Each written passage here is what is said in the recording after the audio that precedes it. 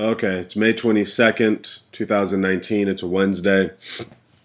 I am going to be taking a personal day and not going to the open mic tonight for no particular reason other than, working on that whole, be a healthy human being and don't overdo it and all that nonsense. So, yeah, I'm just relaxing today. I figured I'd bang out one of these and watch some Nostalgia Critic if you watch him. But there's this thing I was thinking about. We did a buddy cast with Ernesto Ledesma recently. Shouts out to Ernesto. If you want to go check that out, it's on the podcast site or whatever. And at some point, I started talking about. I'm sure I've talked about this before, but this is something I still have to talk about and work through. I remember being younger and never being heard, never being listened to, which is an incredibly cliche thing for a stand-up comedian to say, but.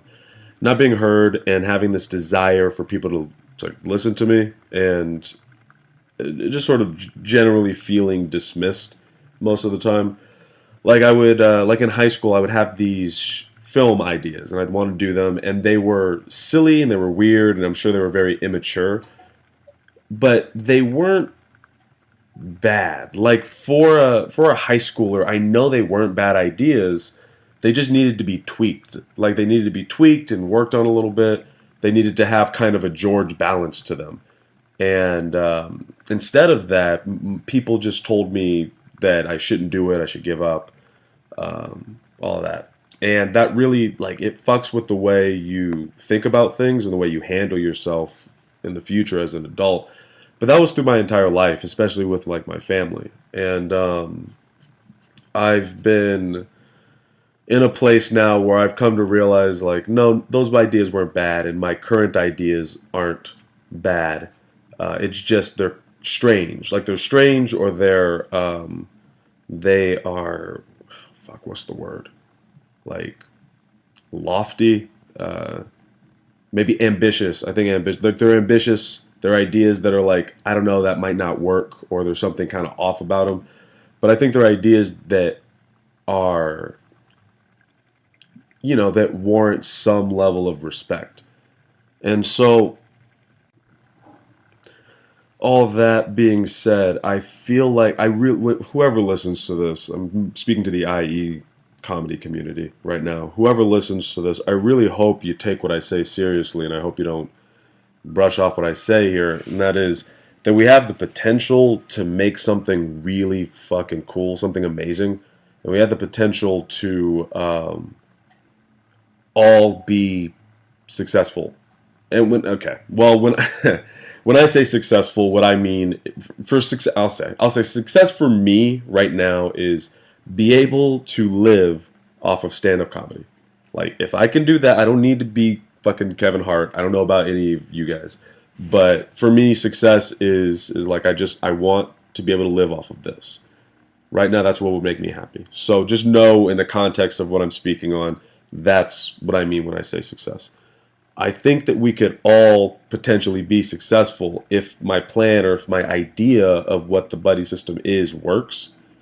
Like, sometimes I can feel a little animosity, and maybe I'm projecting, I don't know, because of all the stuff that I just said prior, of being told that my ideas were stupid or useless or whatever. So just know that maybe this is just in my head and I don't know.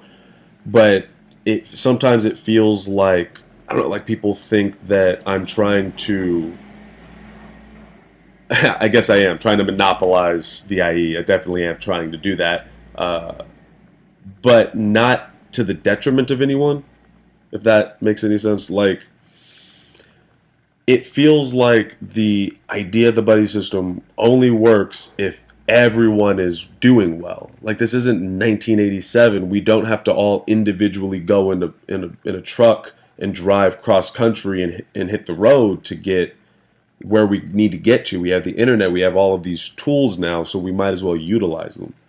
And so I think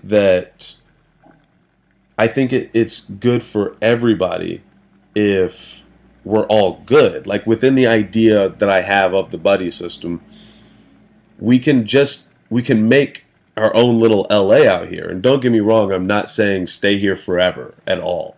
But I do eventually, I want to move to LA or maybe even New York one day. I do want to hit the road. I want to do all of those things. But why not have our own circuit? Like, that doesn't hurt anything. Like, if we can have our own circuit where everybody is making money. Like, if basically it's a meritocracy. That's why I love stand-up comedy. It's a meritocracy. If you are funny, if you're good, if you work hard at this art form, you'll get funny. Like, that's just kind of how I don't know. That's my philosophy of it. So if you have an argument, just email the buddysystemco@gmail.com or just message me or whatever. But I feel like as long as you're good, you'll get booked. It's just kind of how it works. And if we can make our own system here and we can all earn money here, we can book people from LA, from San Diego, from Las Vegas, from wherever, obviously. We want that to get even bigger and better. But if we can all be fucking headlining level comedians, then we can book each other and pay each other. We can start making a little ecosystem. I feel like that's a good idea. And so I don't know, in my head, and I'm sure, I won't speak for George, but I'm going to speak for him. I'm sure George feels this way as well. It doesn't hurt us if everybody in the IE is doing well, including other shows. Like, if everyone's doing well, if the IE is viewed as a professional, well-oiled machine that is paying comedians pretty well, that's just going to make us all stronger. And it gives us more clout when we decide to move out of the IE. Like, right now, it feels like when I go to LA and I say I'm from the IE, they don't exactly respect that. And that's fine. They're going to feel how they're going to feel.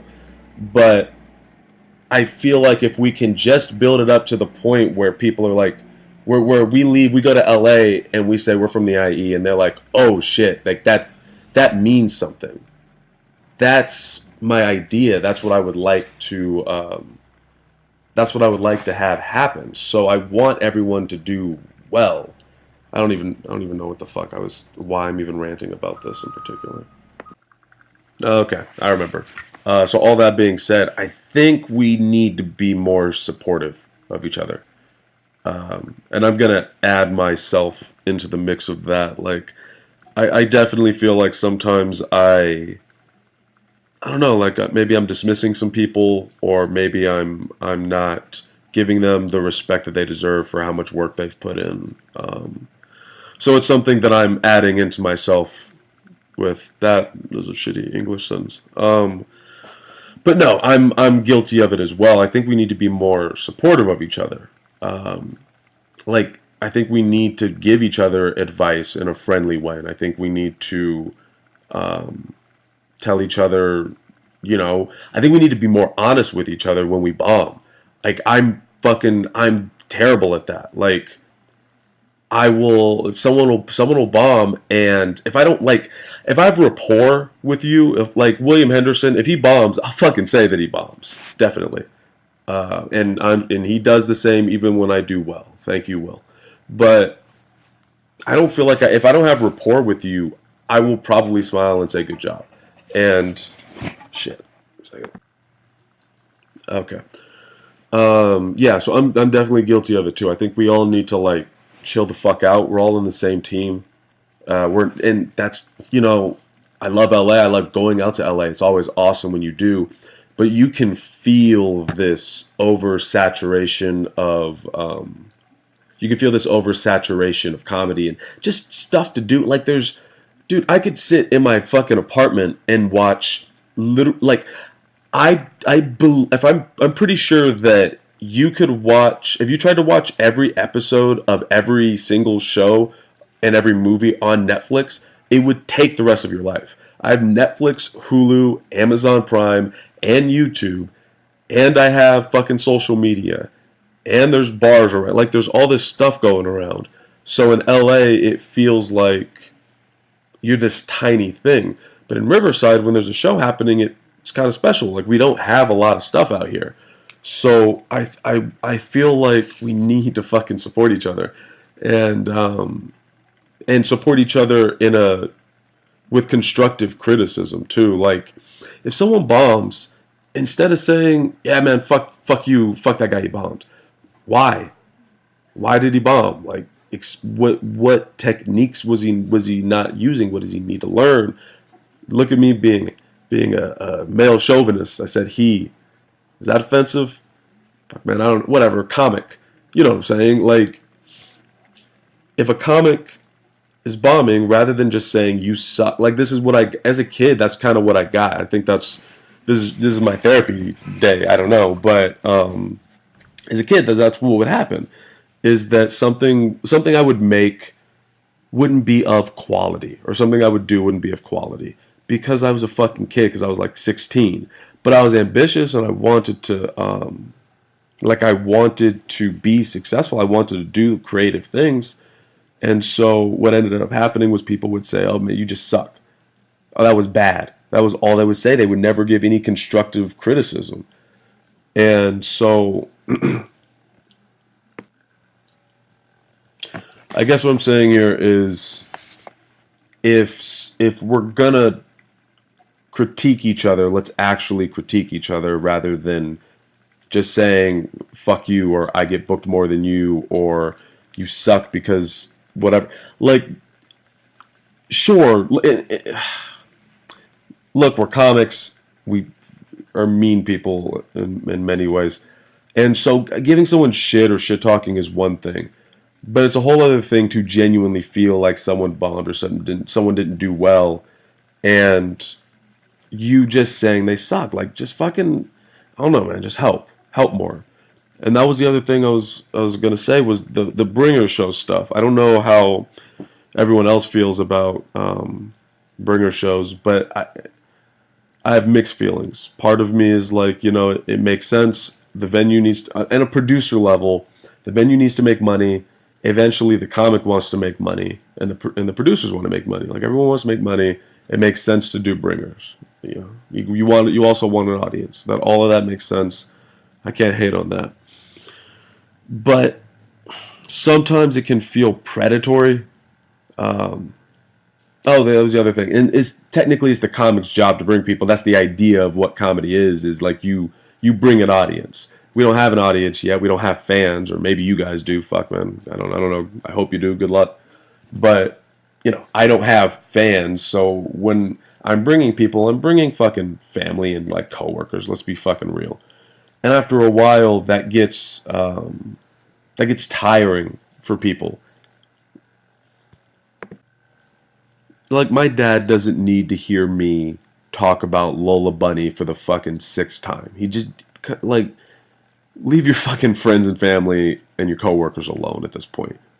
What I'm saying is, we can game the system. We can beat the system. Basically, and again, this is going back to the other podcast, but the critique of us doing so many open mics. Open mics are where you get good. And we actually have real people there. Like, we have real people that you can work out your jokes in front of. So let's treat the open mics like professional as we can. Let's make the open mics feel as much like a show as possible. Like, that's the best we can do. We come there and we don't fuck around. Like, we all go there, we all work out stuff, we all give each other advice, we all give each other a critique, and we're honest. Fuck with people, make fun of them, have fun, but like, you're also there to get good, right? Like, we all want to be successful at this. So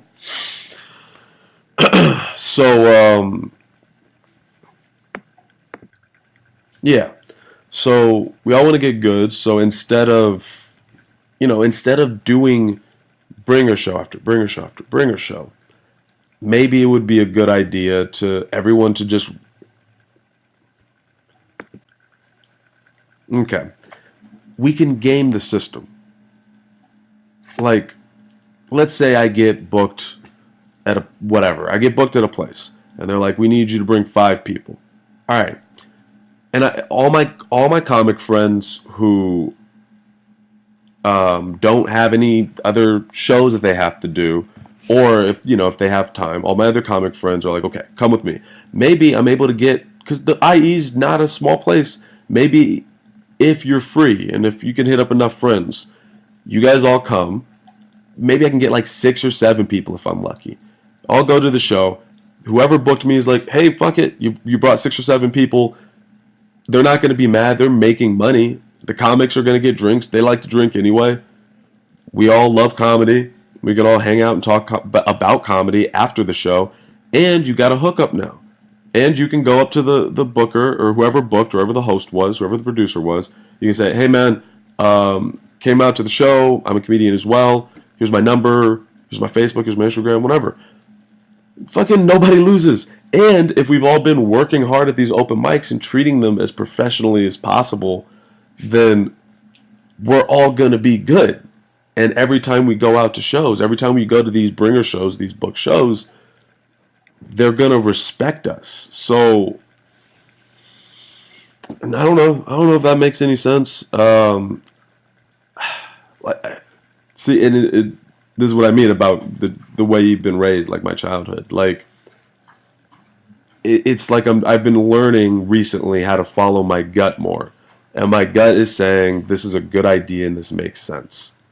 Like, even when I record this, I'm like, and I'm saying it out loud, I'm going to listen back to it. But my gut says, like, this makes sense. This is, like, nobody loses. Everybody wins. We all get to where we want to be.